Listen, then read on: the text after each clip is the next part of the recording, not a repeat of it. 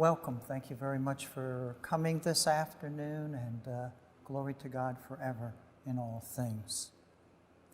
Antonio, a middle-aged male, why does he continually experience the following in relationships? Anger, jealousy, volatile intimacy, mistrust, neediness, high anxiety and upset over rejection. He wants intimacy, but he doubts its sincerity. Antonia. Why does Tonia, a middle-aged female, continually experience the following in her relationships? Fear, pessimism, suspiciousness, confusion, approach avoidance. She wants to get close to people, but then she backs away. Rejection. She feels unlovable. Why do they feel and think that way?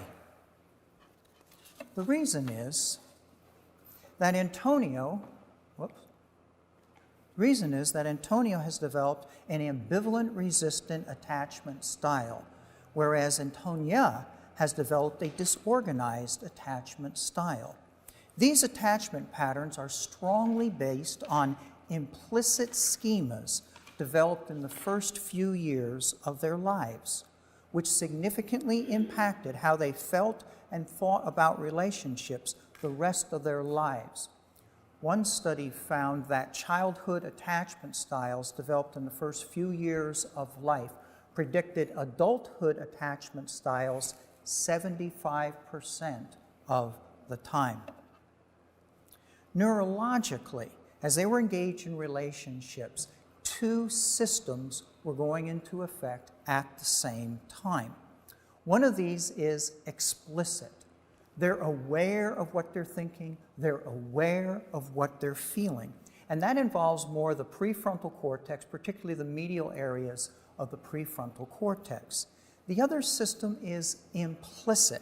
It's more non-conscious. They don't know why they think or feel as they do, but they do. And that involves an area of the brain that's embedded underneath the prefrontal cortex. It's called the cingulate, and particularly the anterior cingulate cortex plays an important role in this.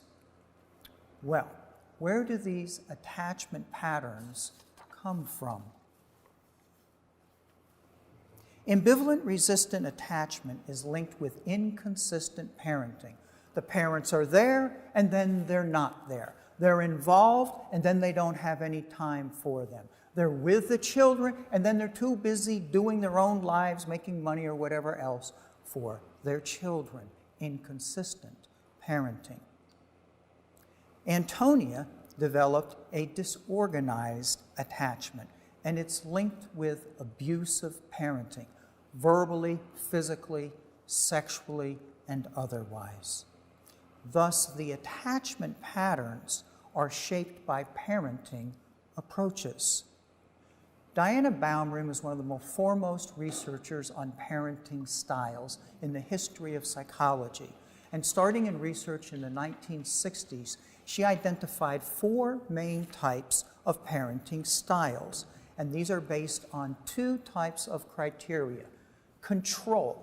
Control is basically setting boundaries, establishing discipline. And then nurturance, which is based on warmth and acceptance. If implicit schemas, which are derived from parenting styles, influence romantic relationships, then they should also affect other relationships, including our educational and religious beliefs and practices. How do these attachment styles affect teaching and theology? I'm going to focus on 2 of them, authoritarian and permissive indulgent. And what we're going to do is first look into greater detail into those parenting styles and then see how they can influence educational and religious beliefs and practices. Let's begin with authoritarian parenting. Authoritarian parenting, the tendencies for authoritarian parenting. It is more male-oriented. Males have more testosterone than females do. In the neurological research, higher levels of testosterone are linked with attention to detail, self-assurance, assertiveness, social dominance, analytical thinking, drive for rank, strength. Diana Baumrind in later research in the 1980s found that in traditional parenting with a mother and a father, fathers tended toward an authoritarian style. Other emphases of this authoritarian parenting are cognition, an emphasis on cognition more than affect, objectivity, moral absolutism, and conservatism. The emphasis overall with authoritarian parenting is what is right. There's a need for righteousness and rule obedience with both the parent and the child. The prevalence of this parenting style is declining. And one of the reasons for this decline is, in one sense, the decline of males in society. For example, in terms of their influence. For example, in 1967, 57% of all college students were male. 50 years later, according to The Atlantic, it had flip-flopped. In fact, I have been registering students in psychology for many, many years. And the past 2 years, I've registered 50 students. Of those 50 students, 3 males. Oh, by the way, one of them dropped out, okay, in summer registration. So there are significant trends there that is making this parenting style less prevalent in society. What are some of the positive attributes of this parenting style? It sets firm limits for children. It teaches them respect for authority. It teaches them to follow rules. It provides guidelines for them. It emphasizes a strong work ethic. It places higher demands on the children and teaches them persistence in adversity. Some of the negative attributes of this parenting style.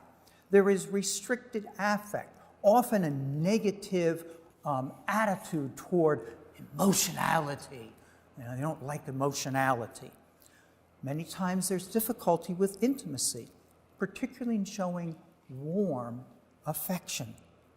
Punishment is often not balanced reward, and punishment never be even explained why it comes. There's often a prevalence of anger there, particularly with those who are judged as wrong. They may be closed-minded and wary of anything new and different. There's many times a mental rigidity there where you must follow the rules. And this type of parenting leads to children who are often prone toward skepticism and cynicism. Contrast that with permissive, indulgent parenting. The tendencies here is more female. Females have more estrogen and oxytocin than males do. In the neurological research, higher levels of estrogen and oxytocin are linked with agreeableness, cooperation, empathy, nurturance, prosociality, bonding, linguistic ability. Diana Baumrind has found in traditional parenting, females tend to be more permissive in their parenting than the males are. Other attributes of permissive indulgent teaching include an emphasis on affect, which is feelings and emotions, subjectivity, moral relativism, and liberalism. The emphasis on permissive indulgent parenting is what is good. There's an avoidance of even the appearance of bad. You must be seen as good, both with the parent and the child. What are some of the positive attributes of this parenting style? There's high engagement with the child.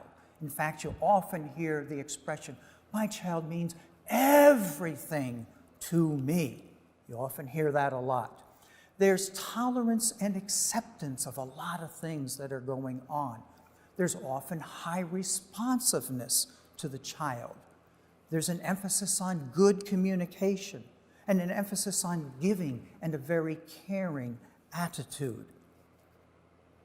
Some of the negative attributes of this parenting style are lax discipline. There's often a lack of boundaries and or maintaining boundaries. Tend to be less demanding of and requiring of responsibility. Often there's coddling, make life easy, always bail the children out of any type of difficulty. It often leads to a poor respect for authority. There's outbursts of self-centeredness. I want it my way. It's a perfect approach for fostering narcissism, both individual and collective, in fact, of different types of narcissism. Grandiose narcissism is where you have this inflated ego. Vulnerable narcissism is where you have the sense of, I'm the victim of everybody. In both cases, people see that the world needs to cater and kowtow to them. This can also lead to intolerance of dissent and opposition to wants and desires, and many times can lead to attacks of that. How dare you impede me doing what I want to do? And there may be a proneness to gullibility. The lack of boundaries and objectivity can lead to a broad, uncritical acceptance of whatever is popular and whatever the current fad is.